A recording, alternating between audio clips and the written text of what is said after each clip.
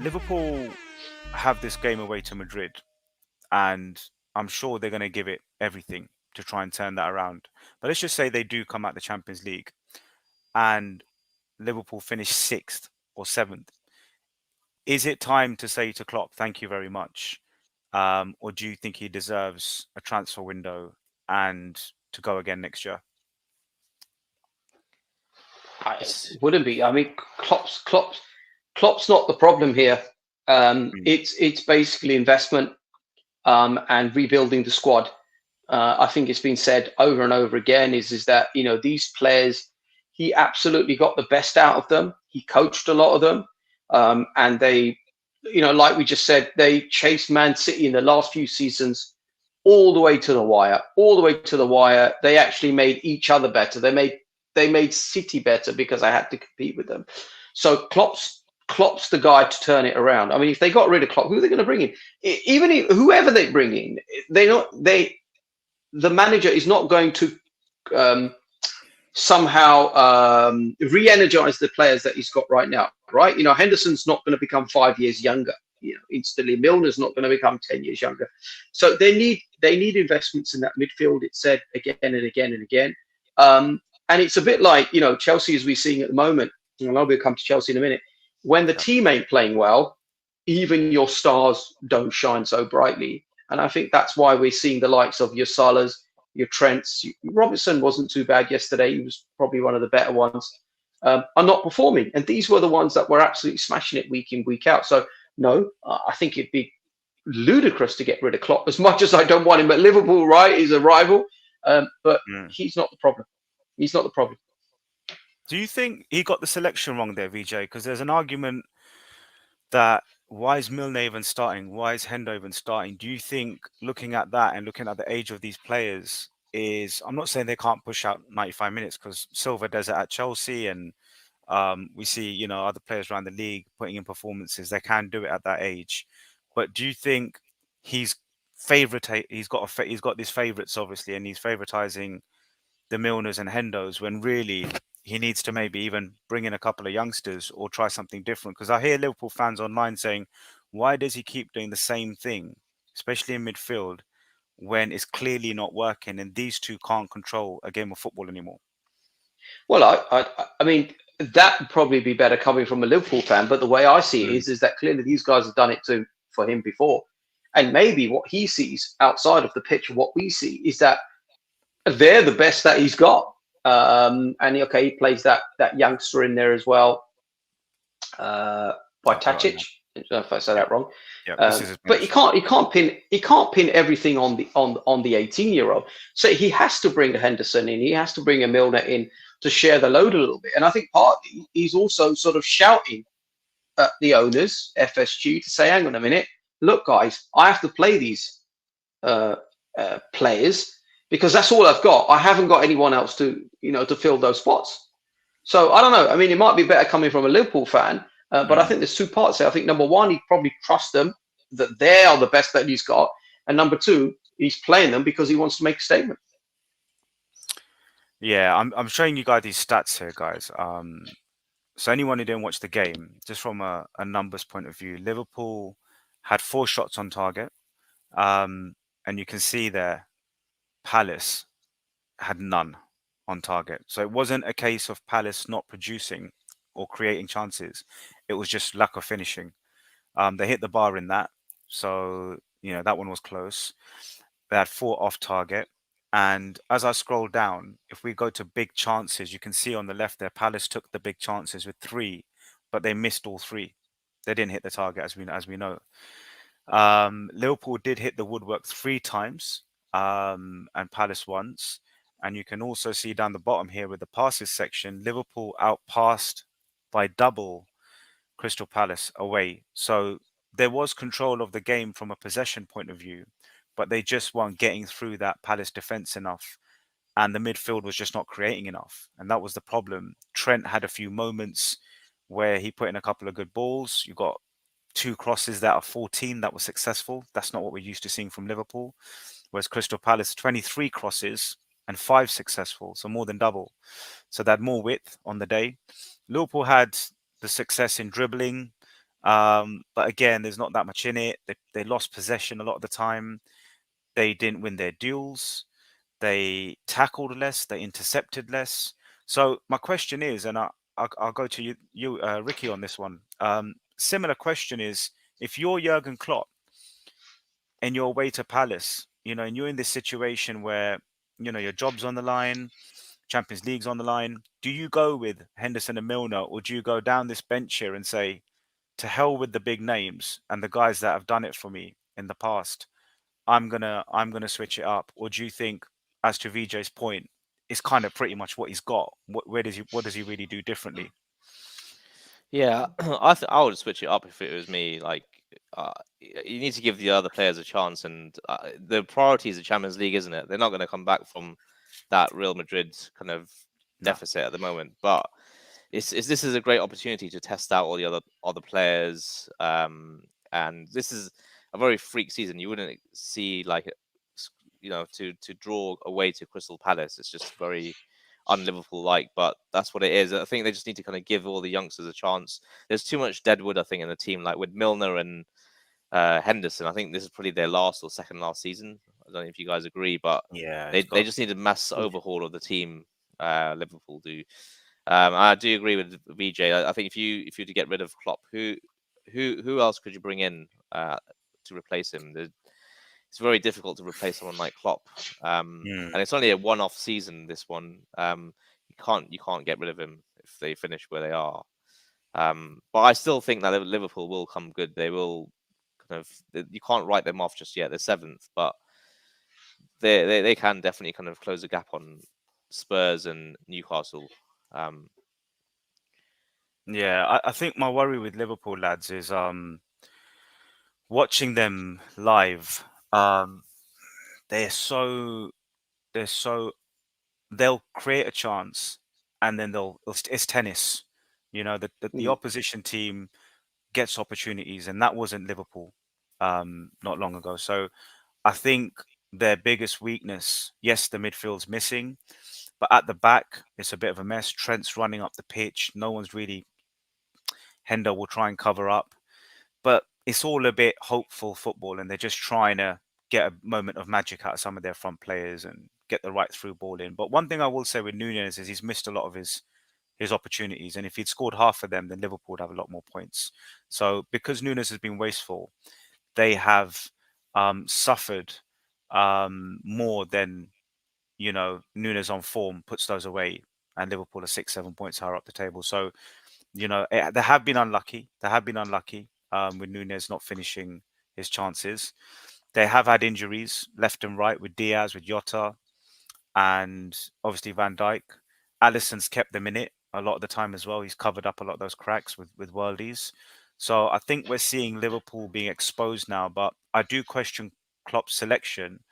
Is when you're going away in the Premier League to a place like Palace, you need to have some fighters in the middle of the park, real dogs in the middle of the park, and they might not be technically gifted.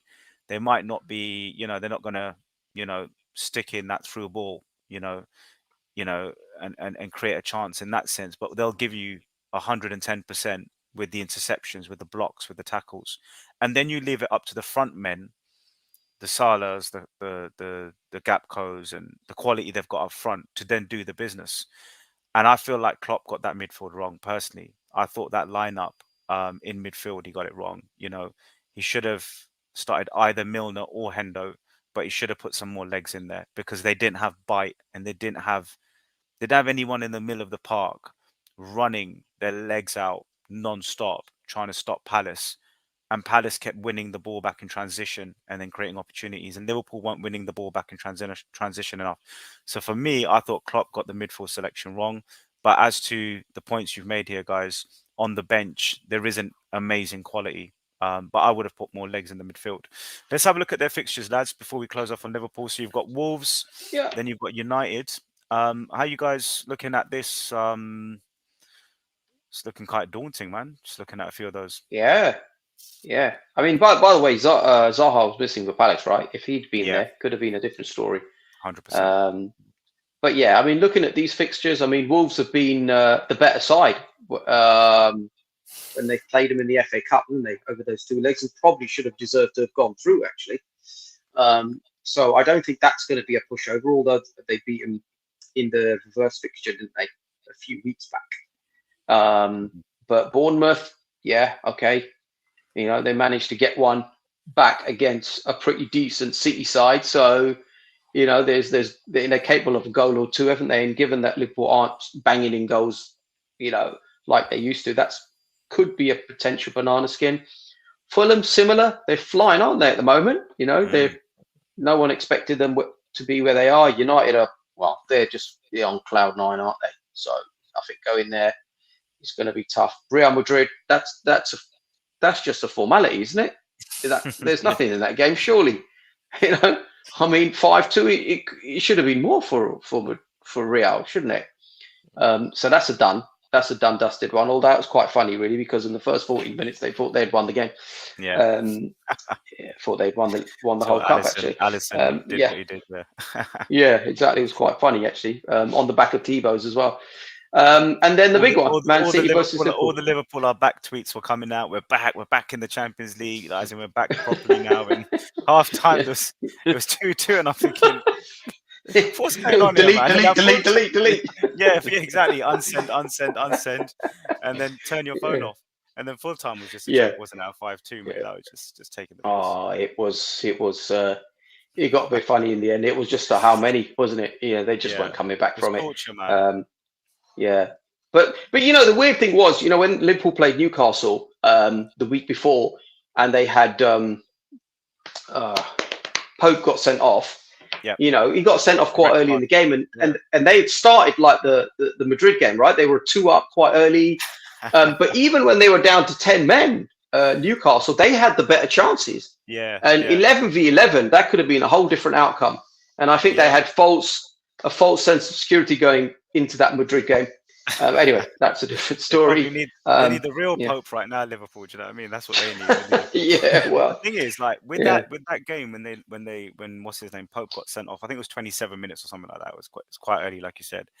I sort of looked and thought, right, Liverpool going to go in and score 4-5, right? Because obviously you've got the extra man and everything. But like you said, Newcastle started playing better, and I just think the little mini Everton win and the Newcastle win, like you just said, VJ, was a bit of a false dawn, wasn't it? Because a lot of people, including myself, think, are Liverpool back now? Have they got their mojo back? Are they going to start playing to their strengths and maybe carry some of that midfield, that average midfield? You can still do that in the Premier League. If your front players play well, you can carry the average players. But they've just gone back to default. They've just gone back to default with that 5-2 loss, and then 0-0 away at Palace. And Ricky, looking at these fixtures, mate, Liverpool, Wolves, Liverpool, Man United. If Wolves win, right, and Man United give them a spanking, then what are we saying? We just, as a Liverpool fan, you're just looking at thinking, forget the season now. Just send it. It's done. I think that game against City, anything can happen. I don't know who's going to be the fool on April Fools in terms of bringing on if it's going to be Pep and play a City team. But I think City and Liverpool is always going to be like I'm sure Liverpool will want to just disrupt our title chances and it'll just be a very exactly. So I think Liverpool. This is again the key. Apart from the Real Madrid game, the other fixture, the Premiership fixtures, are key for them to stay into this top 4 race, and they're going to give us a game on the first. I think Liverpool it's going to be really, really a tough game for us. But yeah, it's very interesting. I think you'll beat them proper, mate. I think You think so? I think you'll beat them, mate. I think that midfield. So. If he plays Milner and what's his name, Hendo. As much as I think Hendo wasn't a really good player, I just look at him now and think, nah, it's not happening, man. It's not working anymore. Yeah. The thing is, they've got the 2 games in hand, and I want to ask you this question, lads, because VJ, I guess this question is more relevant to you, but just generally, just as fans, is it better just not to be in the Europa League or the Conference League, worst case, and next season just completely have that season where you get back into top 4, maybe try and win an FA Cup or a League Cup, or is it better to stay in Europe to have what Man United have done, which is beat the Barcelonas in the latter stages and have another second ticket into the Champions League should your top four race not quite work out? Do you know that's a weird question? Because if you're asking me as a Chelsea fan, I'll give you a different answer this Yeah, season as I would last season. Because given that we've got a bucket load of players, I think we need to be in as many competitions as possible to give those players game time. And okay, you might regard a Europa League or even a Europa Conference as a lower grade of competition, but it still allows you to blood some of those younger players that we've brought in and be integral as part of the team.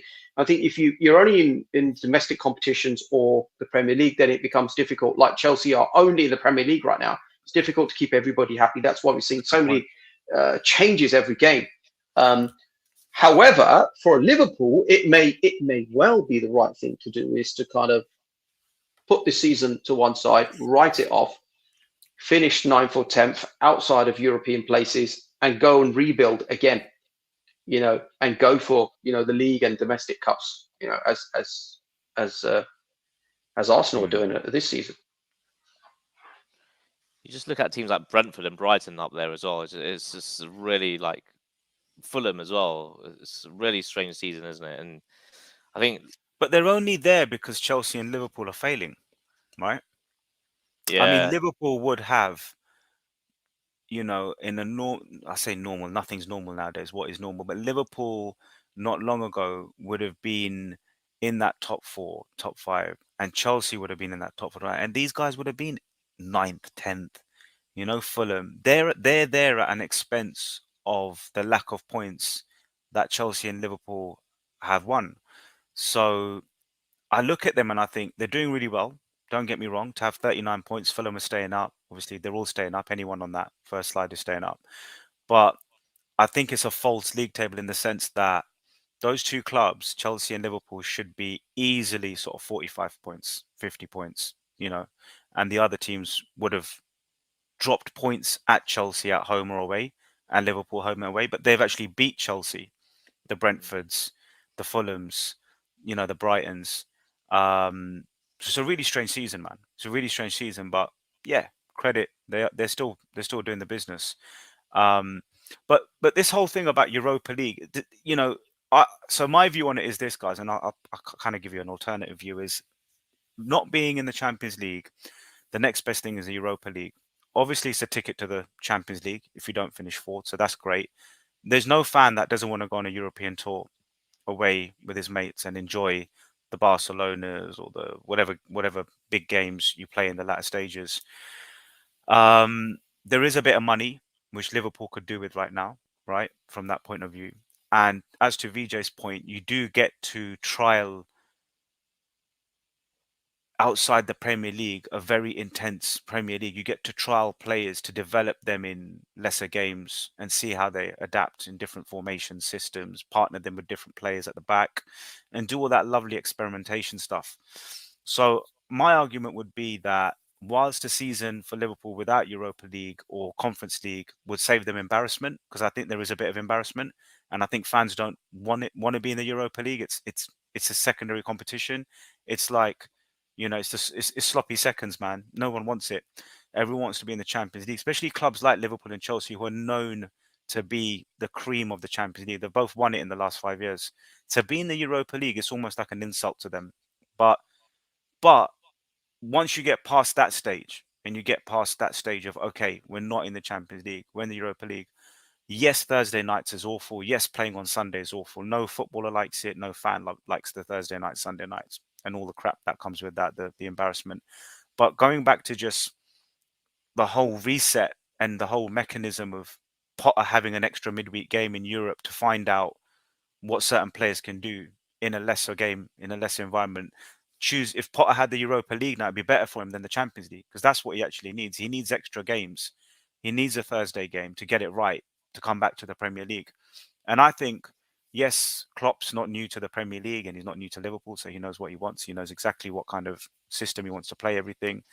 But I just think Liverpool being in the Europa League wouldn't be as bad a step down as Liverpool fans would make it out to be like, oh, the Europa League. I don't want to be in the Europa League.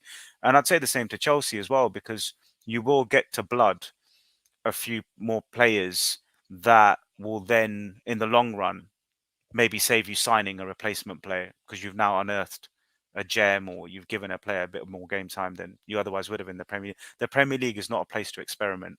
It finds you out. It's just so ruthless and brutal, the Premier League. Whichever ground you go to, wherever you play, it's just too ruthless.